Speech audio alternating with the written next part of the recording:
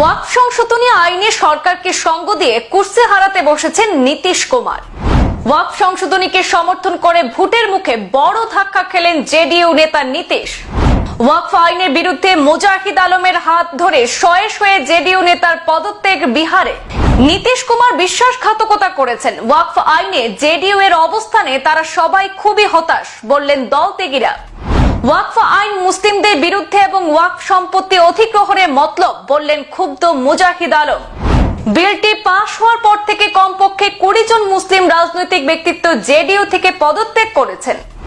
পদত্যাগের ঘটনায় ভোটের মুখে বেশ চাপে পড়েছেন বিহারের মুখ্যমন্ত্রী নীতিশ কুমার।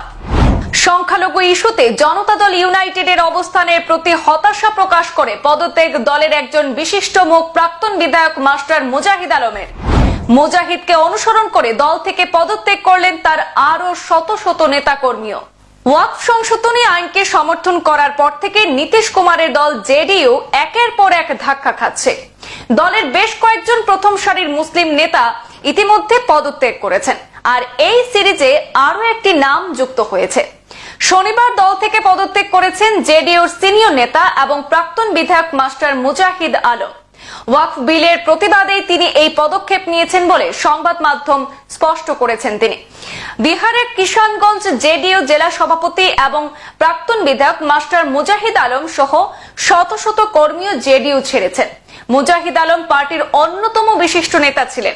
তিনি প্রায় 15 বছর ধরে দলের সাথেই যুক্ত ছিলেন। শহরের ইনসান স্কুল রোডে জেডিইউ জেলা কার্যালয়ে তিনি পদত্যাগের ঘোষণা দেন।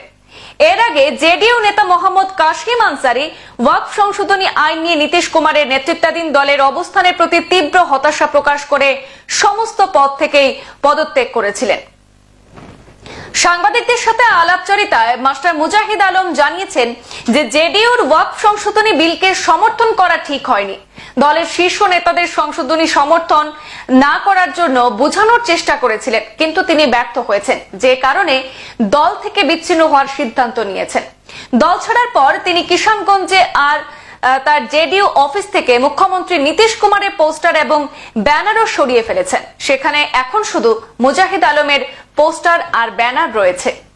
মাস্টার মুজাহিদ আলম বর্তমানে কিষানগঞ্জ জেডিইউ জেলা সভাপতি ছিলেন এবং 2023 সালে লোকসভা নির্বাচনে দলের প্রার্থী ছিলেন। তিনি জেলার কোচাধামান বিধানসভা কেন্দ্র থেকে 2 বার বিধায়ক হয়েছিলেন। মুজাহিদ আলম বলেন যে তিনি 15 বছর ধরে জেডিইউর সাথে যুক্ত এবং দলের স্বার্থ ও উন্নয়নের জন্য কাজ করেছেন। তার মতে তারা সকলেই ভেবেছিলেন অন্ততপক্ষে নীতিশ কুমার ধর্মনিরপেক্ষ এবং উন্নয়নের মানুষ হিসেবে মুসলিমদের প্রতি বন্ধুসুলভ, কিন্তু তিনি ওয়াকফ সংশোধনী আইনকে সমর্থন করে সকলকে প্রতারিত করেছেন। কেন্দ্রীয় সরকারের উপর সরাসরি নিশানা করেন মাস্টার মুজাহিদ আলম। তিনি বলেন তিনি শুরু থেকে ওয়াকফ সংশোধনী বিলের বিরুদ্ধে ছিলেন এবং ভবিষ্যতেও থাকবেন। কেন্দ্রীয় সরকারের বিরুদ্ধে ওয়াকফ আইনের আওতায় জমি দখলের ষড়যন্ত্রের অভিযোগ করেছেন। তিনি আরো বলেন অন্য কোনো দলে যোগদানের কোনো পরিকল্পনা আপাতত নেই। তিনি ওয়াকফ আইনের বিরোধিতা করা উচিত এবং সমর্থকদের সাথে আছেন এমনটাই জানিয়েছেন। তিনি আরো বলেন তিনি সুপ্রিম কোর্টে বিতর্কিত এই আইনের বিরুদ্ধে একটি আবেদন করেছেন এবং সুপ্রিম কোর্টের কাছ থেকে ন্যায় বিচার আশা করছেন। মিথ্যা কথা বলে মানুষকে বিভ্রান্ত করা হয়েছে। বিজেপিকে আক্রমণ করে তিনি বলেন দেশের স্বরাষ্ট্রমন্ত্রী অমিত শাহ সংসদে মিথ্যে বলেছেন। স্বরাষ্ট্রমন্ত্রী অমিত শাহ বলেছেন যে ওয়াকফ সংশোধনী আইনে কোনো অমুসলিম সম্প্রদায় থাকবে না, কিন্তু যখন বিলটি পাশ হয় তখন বিলে 2 জন অমুসলিম সদস্যের বিধান পাওয়া যায়। তিনি বলেন শাহ সংসদে মিথ্যা কথা বলে জনগণকে বিভ্রান্ত করেছেন। সংসদের উভয় কক্ষে ওয়াকফ সংশোধনী আইন পাশ হওয়ার পর থেকে 20 জনেরও বেশি প্রথম সারির মুসলিম নেতা জেডিইউ থেকে ইতিমধ্যে পদত্যাগ করেছেন।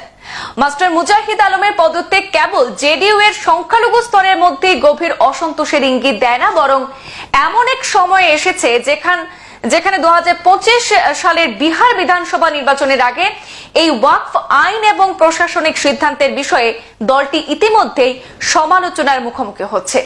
সব মিলিয়ে ভোটের মুখে বিহারে প্রায় 17% ক্ষমতা নিশ্চিতের জন্য নির্ণায়ক সংখ্যালঘু ভোট জেডিইউ থেকে সরে দাঁড়ালে নীতিশ কুমারের কুর্সি টিকে থাকার সম্ভাবনা নেই বললেই চলে, এমনটাই ধারণা রাজনৈতিক অভিজ্ঞ মহলের।